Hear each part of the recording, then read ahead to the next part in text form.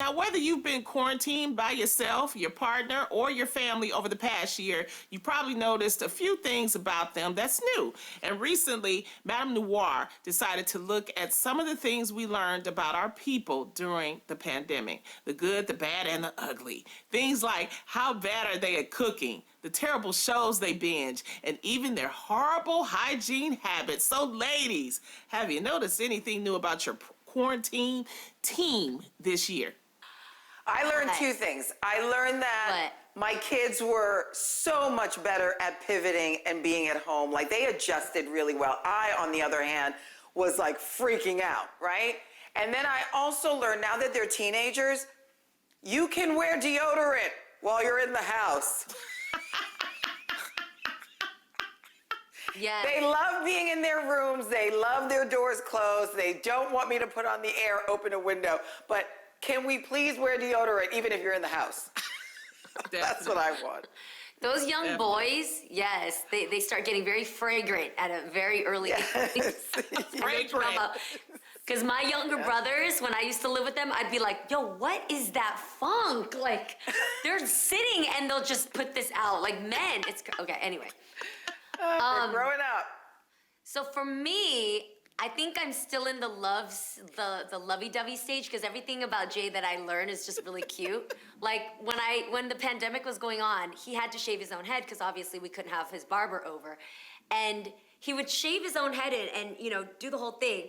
And then at the end, every time, there's this one like tuft of hair, like right here.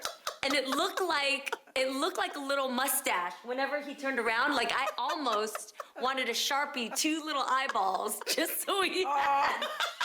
He would have killed you. But I didn't want to tell him, because if I told him, he would catch it right away and he would remove it. And I loved it because I always knew he had a nice fresh. So I would just like touch it. You know, whenever I'd kiss him, I'd just go, oh, I love my little furry spot. That's so funny. That's funny. It's like, you know, I found out through the quarantine that James and I, we didn't hurt each other. So that was good. Nice. We lived through, but he cannot cook to save his life. Oh. I have to do he is terrible. He burns water. That's how bad he is. That's Yes, bad. It can be That's done. bad. It's really, really bad. But I'm glad that we all got through it. I think that we're seeing some light at the end of the tunnel with all of this. And it's just good to have some family and get to know each other. So When it comes to shaming, let me ask you guys about this. Have you ever heard about mask shaming? So this is where someone yells at you for not wearing a mask.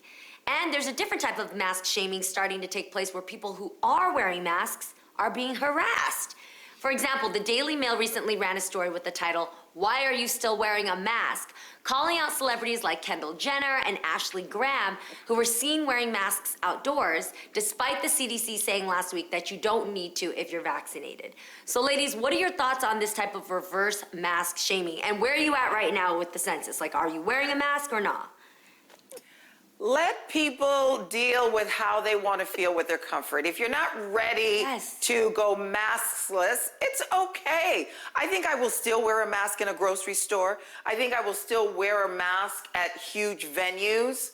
You know, if I feel like I'm safe in a small group, I might be okay. But you got to let people feel, you know, their comfortability when it comes to that. And yeah, and what if I just don't have my makeup done?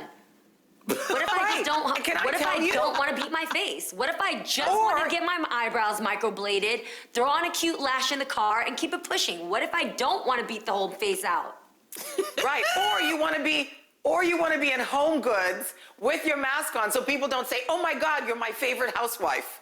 Can I just buy my stuff?" Can I just buy my stuff? Yes. Oh my God. It's we can still tell it's you. Yeah, we can still tell it's you by those eyes. I know, I don't like it. Or my voice. Sometimes my girlfriends will like, shut up, don't say a word, don't say a word. My voice gives me away a lot.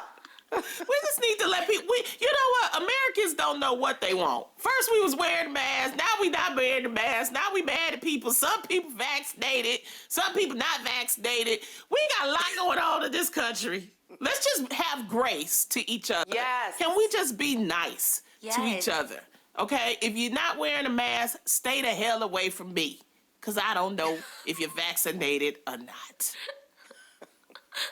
All right. I know.